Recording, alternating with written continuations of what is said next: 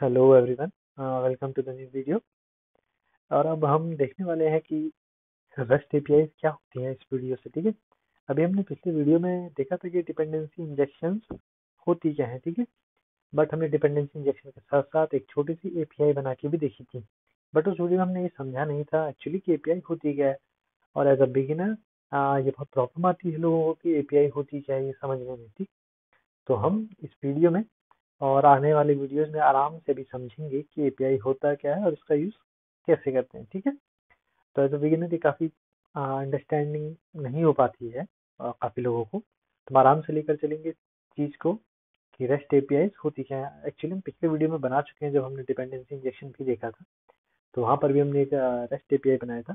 ठीक, तो अब हम एक्चुअली उस पर देखेंगे, टोटली रेस्ट एपीआई ही देखेंगे। ठीक, तो कैसे बनता है ये अभी समझते हैं। तो उससे पहले हम ये देख लेते हैं कि कुछ एनोटेशन है हमारे स्प्रिंग बूट में, क्योंकि मैंने बताया था आपको स्टार्टिंग में कि स्प्रिंग बूट टोटली एक एनोटेशन बेस्ड फ्रेमवर्क है। तो अब जब वो एनोटेशन बेस्ड एक फ्रेमवर्क है तो इसमें एनोटेशन ही यूज होते हैं। ठीक, तो चलिए पढ़ते हैं कि ये एनोटेशन है क्या जो हम मोस्टली यूज करने वाले हैं जब हम रस्ट एपीआई का यूज करते हैं। तो फर्स्ट देखते हैं कि Spring Framework provides us with some special annotation. These annotations are used to create Spring Beans automatically in the application context. ठीक है, तो Spring Framework क्या करता है, कुछ प्रोवाइड करता है कुछ स्पेशल एनोटेशन।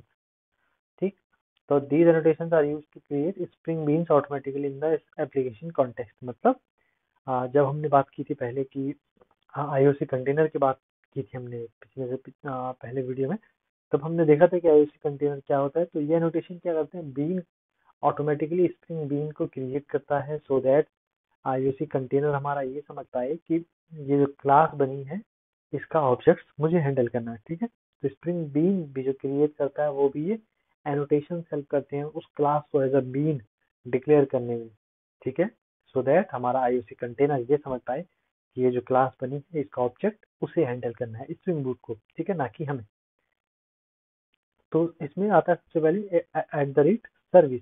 ठीक है, तो @सर्विस एक एनोटेशन है। ये क्या होता है, we specify a class with @service to indicate that they are holding the business logic. The utility class can be marked as a service class. ठीक है, तो सर्विस @सर्विस एक एनोटेशन है और हम उसको एक सर्विस क्लास के ऊपर एक एनोटेशन लगाएंगे @सर्विस, जो कि ये बताएगा कि वो एक कोई बिजनेस लॉजिक को होल्ड कर रहा है। ठीक है, तो जितना भी हम लॉजिक लगाएंगे अपने प्रोग्रामिंग में वो हमेशा एक सर्विस क्लास के अंदर ही हम लगाने वाले हैं। ठीक है, ये ध्यान रखना, बस और कुछ भी नहीं रखना भी आपने। जब हम प्रोग्रामिंग करेंगे तब समझेंगे आगे क्या है, बट अभी थोड़ा बहुत आपको बताना चाहिए एनोटेशन कहाँ पे लगाना है। ठीक है, सेकंड आता है @repository। So we specify a class with @repository to indicate that they are dealing with CRUD operations। ठीक है, तो जब भी हम डेटाबेस से रिलेटेड काम करेंगे तो हम @repository का वहाँ पर यूज करेंगे। ठीक, CRUD ऑपरेशन वही होते हैं, क्रिएट रीड अपडेट डिलीट। तो हम डेटाबेस से रिलेटेड जब भी काम करेंगे हम @repository का एनोटेशन का यूज करेंगे। ठीक, और third one @controller। So we specify a class with @controller to indicate that they are front controllers and responsible to handle user requests and return the appropriate response. It is mostly used with REST web services। ठीक है, तो हम किसी class को @controller notation से indicate करते हैं so that वो रिस्पॉन्सिबल हो वो क्लास किसके लिए, handle user request and return the appropriate response. ठीक है, तो यूजर का जो रिक्वेस्ट रिटर्न और रिस्पॉन्स जो होता है वो सब हैंडल करता है कंट्रोलर क्लास। जैसे कि हम गूगल पे गए और हमने गूगल पे लिखा कुछ भी, सपोज amazon.com लिख लिया।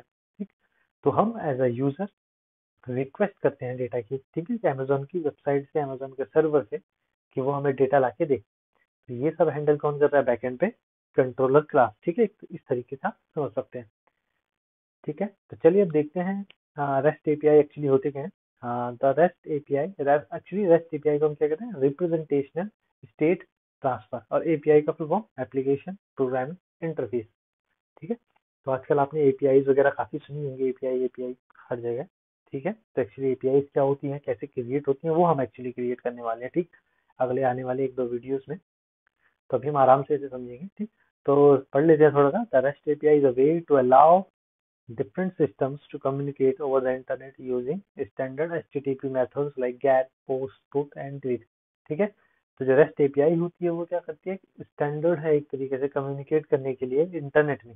ठीक है, हम जब भी इंटरनेट में कम्युनिकेट करते हैं किसी दूसरे सर्वर के साथ, अमेजोन के, गूगल के, जब भी हमें डेटा चाहिए होता है इनका, तो हमारे पास कुछ HTTP के मेथड्स होते हैं, गेट, पोस्ट, पुट, डिलीट। ठीक है, ये मोस्टली यूज होने वाले 4 मेथड्स हैं। ठीक है, तो मैंने ही यूज करके देखेंगे और कौन सा मेथड क्या करता है ये भी हम देखेंगे। ठीक है, तो गेट मेथड का देखते हैं। एचटीटीपी मेथड में हम देखें, यहाँ पे गेट मेथड क्या करता है, रिट्रीव करता है डेटा को।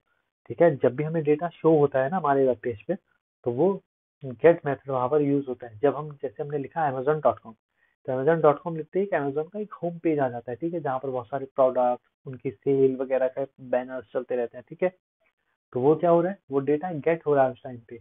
ठीक है, तो मीन्स जब मैंने amazon.com लिखा और मैं उनके होम पेज पर पहुंचा, तो इट मीन्स बैक एंड पे गेट HTTP मेथड का यूज हुआ है कहीं पर।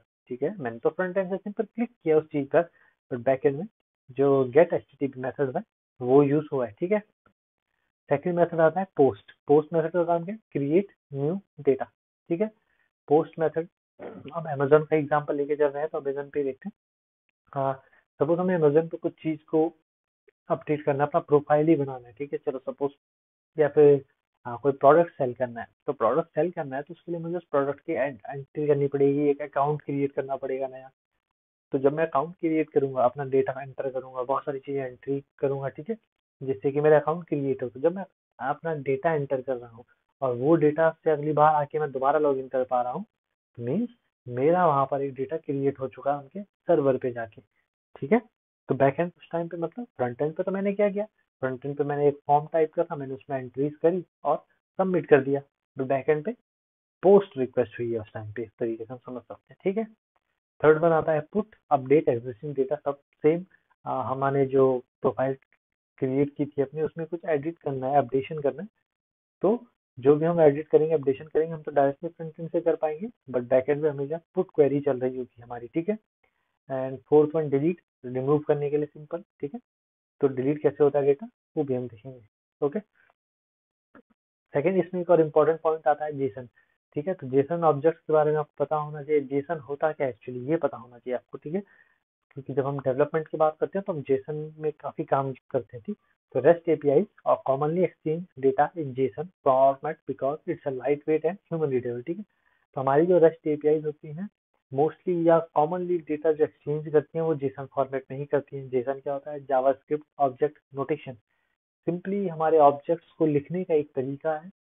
ठीक है, तो उसे हम जेसन फॉर्मेट कहते हैं। उस फॉर्मेट में अगर हम डेटा लिखते हैं तो वो काफी लाइट वेट होता है जेसन फॉर्मेट। ठीक है, और वो ह्यूमन रीडेबल भी होता है। ठीक है, तो इसलिए हम जेसन फॉर्मेट का यूज करते हैं मोस्टली अपने डेवलपमेंट में। तो आपको जेसन पता होना चाहिए कि जेसन फॉर्मेट कैसा होता है, कैसे लिखा जाता है, बस इतना पता होना चाहिए। ठीक है, तो वो भी हम देखेंगे कैसा होता है। ठीक, तो चलिए अब हम चलते हैं अपने VS कोड की तरफ, अपने प्रोजेक्ट में, और थोड़ा सा देख लेते हैं जो हमने पिछली बार किया था। अब उन चीजों को दोबारा से समझेंगे जो हमने पिछली बार किया और क्यों किया, अब ये समझेंगे। ठीक है, तो पिछली बार देखिए हमारे प्रोजेक्ट में मैंने एक एक क्लास बनाई थी।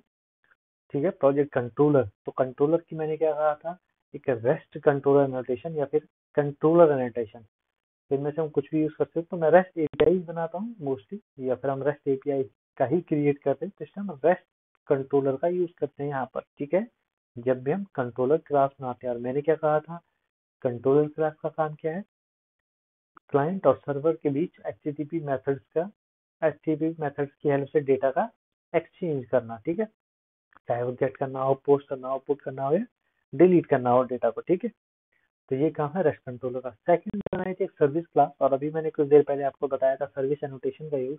तो जब भी मैं अपने बिजनेस लॉजिक्स लिखनी होंगी, कुछ भी करना होगा लॉजिकल चीज, तो वो हमेशा सर्विस क्लास के अंदर करूंगा मैं। ठीक है, ये चीज आप समझ लीजिए।